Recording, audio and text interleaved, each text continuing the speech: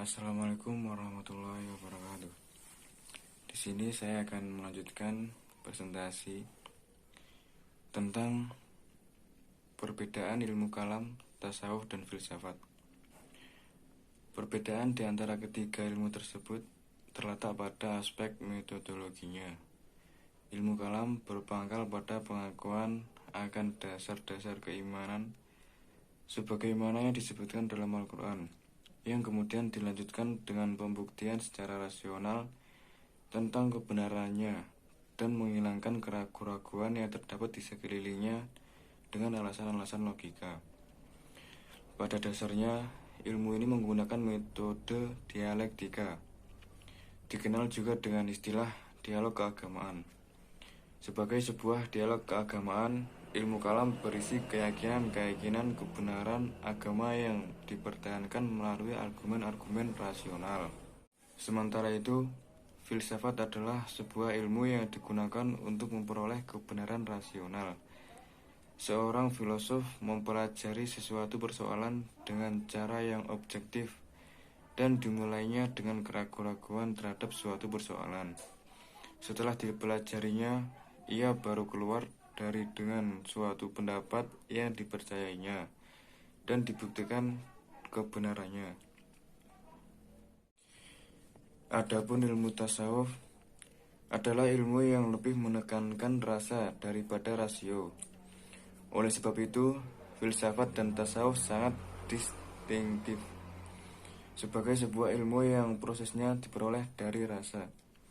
Ilmu tasawuf bersifat sangat subjektif, yakni sangat berkaitan dengan pengalaman seseorang. Itulah sebabnya bahasa tasawuf sering tampak aneh bila dilihat dari aspek rasio. Dalam memecahkan persoalan, tasawuf mencoba dengan wakilan batin, perasaan, dan kesederhanaan berpola pikir dengan memandang dengan cara agama.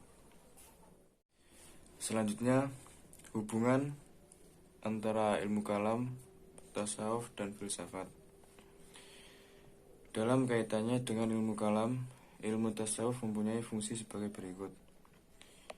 Sebagai pemberi wawasan spiritual dalam pemahaman kalam, sebagai pengendali ilmu tasawuf,